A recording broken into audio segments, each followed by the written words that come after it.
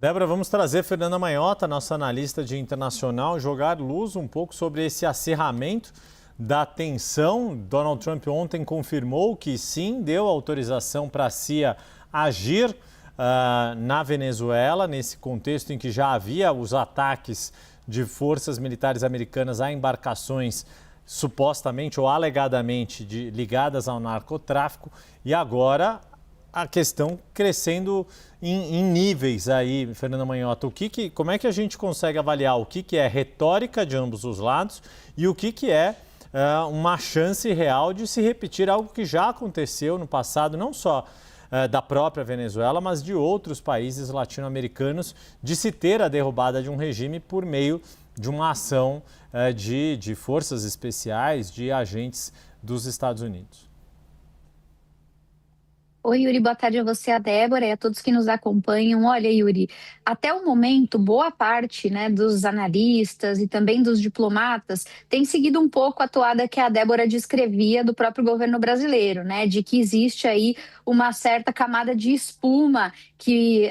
digamos, predomina nessa conversa, de modo que a maior parte das pessoas ainda é muito cética em acreditar que realmente haveria a intenção ou os interesses, né, para se promover um ataque convencional dos Estados Unidos à Venezuela, principalmente por território, né, por solo,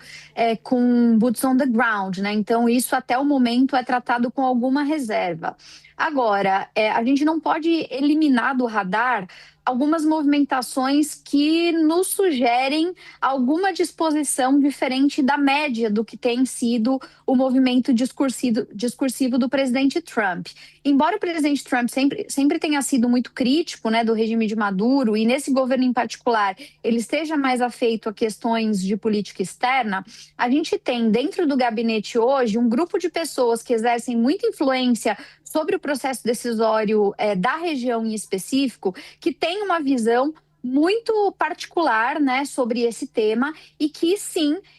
advogam em nome de uma mudança de regime na Venezuela. Então, embora não seja algo que usualmente caracterizaria uma política externa hemisférica do governo Trump por si só, agora nós temos atores que são reconhecidamente figuras cuja história familiar, inclusive, remonta à Venezuela e à região dessa esquerda latino-americana, que, de alguma maneira, propiciam um ambiente mais fértil para essas opções. Além dessa reconfiguração de ambiente decisório, a gente não pode ignorar algumas decisões geoestratégicas que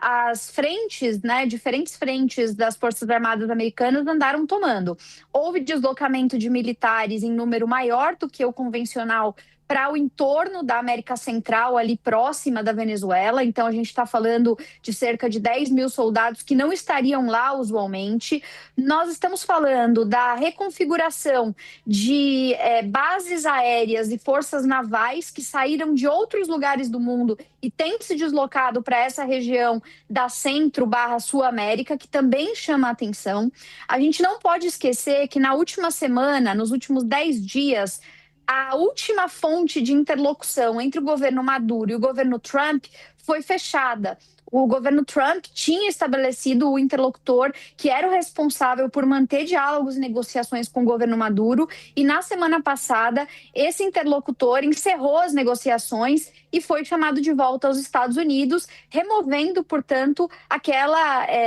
via, né, de comunicação direta, o que suscita que houve ali um desgaste indefinitivo. E para completar, nós não podemos ignorar o fato de que agora, nos últimos dias, a líder da oposição venezuelana, que inclusive apoia a ação militar dos Estados Unidos como alternativa para demover Maduro do poder, a Maria Corina, foi consagrada com o Prêmio Nobel da Paz, depois de ser indicada, inclusive, para essa posição pelo então senador Marco Rubio, que agora veio a calhar de ser o secretário de Estado dos Estados Unidos, com quem ela tem uma interlocução muito forte, que ela dedicou a vitória do prêmio ao presidente Trump. Então,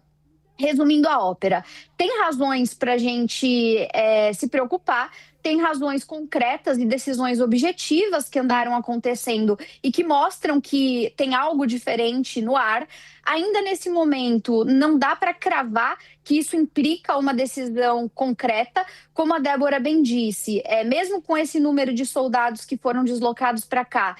ainda seria insuficiente fazer uma evolução por terra com esse volume de pessoas. Provavelmente seriam ações mais pontuais, eventualmente por ar, é o que se tem cogitado, e até o momento a gente não tem clareza se isso é apenas visando essa política de combate ao narcotráfico e a alvos específicos, né, do crime transnacional, como já vem acontecendo nos últimos meses, ou se isso de fato representaria uma mudança de paradigma. Em relação aos interesses dos Estados Unidos, Yuri e Débora, é importante a gente sempre relembrar: o governo Trump, em tese, não tem incentivos para se enfiar em mais um conflito internacional. Inclusive, tem oposição doméstica em relação a esse tipo de incursão. Ao mesmo tempo, a gente teria aí uma camada tanto geopolítica para contenção da influência de Rússia e China na região, quanto também uma dimensão econômica e energética ligada a uma reorganização das cadeias produtivas de petróleo, inclusive para beneficiar empresas americanas. Lembrando que uma das crises que esse interlocutor lá dos americanos estava negociando com o Maduro era justamente a decisão de impedir que a Chevron continuasse operando na Venezuela. Então, existe um interesse econômico envolvendo o petróleo e, claro, uma fonte inesgotável de elementos domésticos, né, que alimentam ali a base do trumpismo, especialmente em comunidades latinas imigradas para os Estados Unidos, em estados que são considerados chave na dinâmica eleitoral americana como um todo. É o caso da Flórida e de alguns outros estados por lá. Então, é um grande caldeirão, na verdade, em que tudo pode acontecer. Existem, sim, elementos materiais e concretos que justificam a preocupação elevada de muitos atores, embora efetivamente na prática, até o momento, nenhuma decisão foi tomada, nenhuma decisão mais dura esteja assim no alvorecer da próxima manhã, Yuri e Débora. Muito bem, Fernanda Manhota, e a gente vê que já que essa antecipação de Maduro, né, essa reação de Maduro de dizer que não quer guerra com os Estados Unidos, para quem achava que ele poderia dobrar após a ameaça, não, ele quer de fato tirar calor dessa tensão. Fernanda Manhota, obrigada por enquanto, porque daqui a pouquinho você volta. Obrigada.